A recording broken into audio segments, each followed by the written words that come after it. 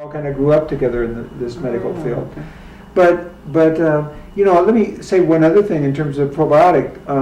I mentioned two right there, and these are part of our American collection. Another one in our American collection is the High ORAC Symbiotic formula, and that one has good bugs, and it has berry extract. So it has wild blueberry extract, it has bilberry extract, it has grape and grapeseed extract, raspberry and raspberry seed extract, tart cherry, cranberry, and prune. So we all know we need to take more fruit into our diet, and the part of the fruit that really is packed with the anti-inflammatories, antioxidants, is the pigment part. And so that's what we pulled the extract up. So you got good bugs. OPC. Yeah, and you have good bugs, and you have the berry extract. The flavonoids, you have OPC, exactly. You have grapeseed proanthocyanins, you have bugs in there. Resveratrol's in there. This is a product I'm going to start using. Yeah, and so now back to your question, what's the best product to use? You think, oh my God, I want that one and I want that one. Well, for what I see in my practice coming through and the average person and kind of understanding where the disease comes from and what they're eating and their lifestyle, I would say that one's probably the most important from what I see. Well, there you So go. maybe I answered my own question. Yeah, maybe so. But that's why we've given variety, because it's so different. And going back to your question earlier too, which bugs should we use? People shouldn't panic about these things. You know, they should try things in their body and see how it works with their body. If it's a decent company, the bug presumably is going to be, I need to ask you a question because it's coming in my mind now. I know there's actually a prescription that the MDs have now that's like 100 billion, and they were using it for C. diff and they were using it for, I think, colitis. That's the one thing they've isolated. They have the research, it works for this. Okay, we're going to use it for that, which is great. But then you hear a lot of other products are 10 billion, anywhere from like 10 million to up to like 100 or 200 billion, and then the different strains in them. So I was always trained to think that the more strains you had and the higher the potency, that was a better product. Is this true or not? Not exactly true. If the big thing is the condition of the gut that the organism's going in.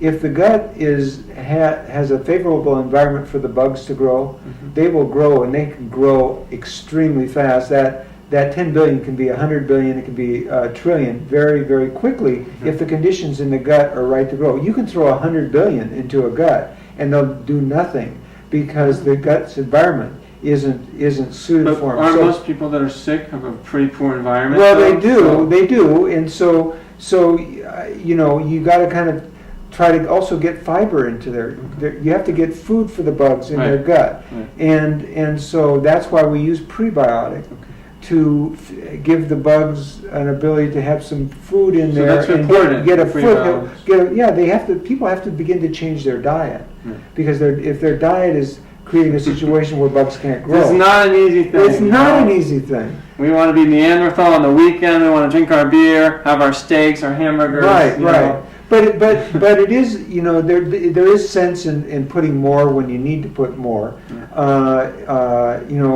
Putting 20, 30, 50 billion isn't a bad thought. So 1 teaspoon of the original symbiotic, how many? I think you measure in milligrams, so I'm not sure how many billion bugs. Of the original symbiotic, is 1 teaspoon is 20 billion. 20 billion, okay. Yeah. So if you want to get it up to 60 billion, do a tablespoon. And a lot of times the thought is after antibiotic use, you've kind of wiped out a lot of good stuff. You have a kind of a window of opportunity to put some good bacteria in there. So it makes sense.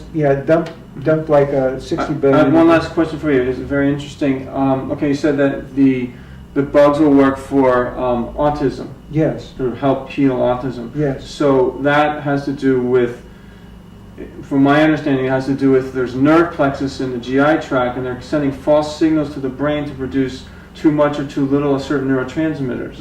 And the bugs will help to fix that. Yes. Is this true, and how does that work? In short answer, for the public. Well, of our products, we have 2 products that have been used a lot with autistic kids.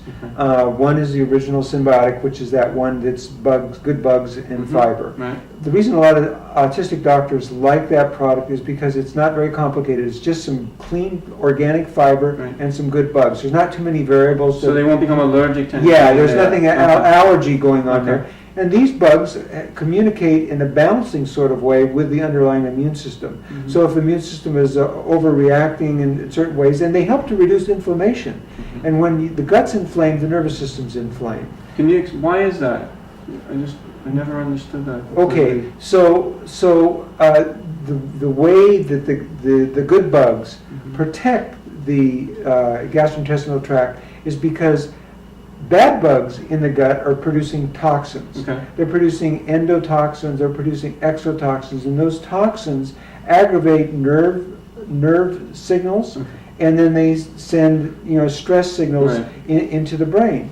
And inflammation also causes the adrenal to start producing cortisol. Really? And when the adrenal is producing cortisol to douse the inflammation in the gut, Hmm. that causes the mucous membrane to thin out. Hmm. And when the mucous membrane thins out, the bad bugs have a greater access to the GI tract membrane, so you're creating greater inflammation.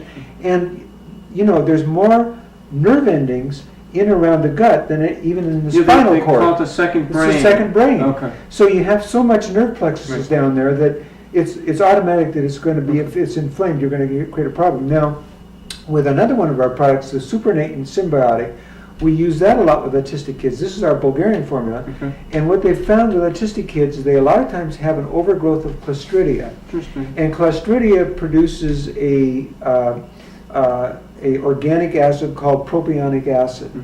And propionic acid in excess is very neurotoxic.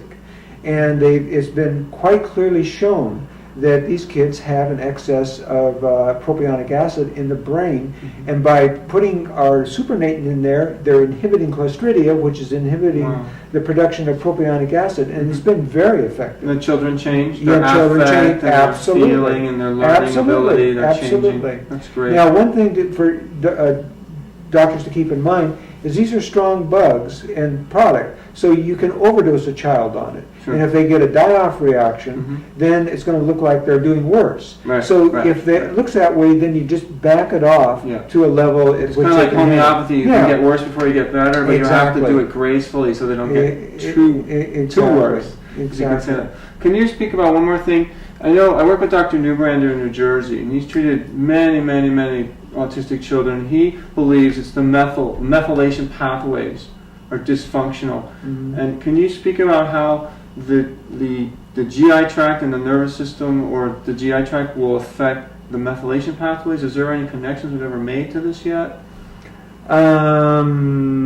I think we want to strike that question out of the Okay. thing. I don't think I can talk intelligently to that right at the moment. That's fine. Yes. Okay. That's good.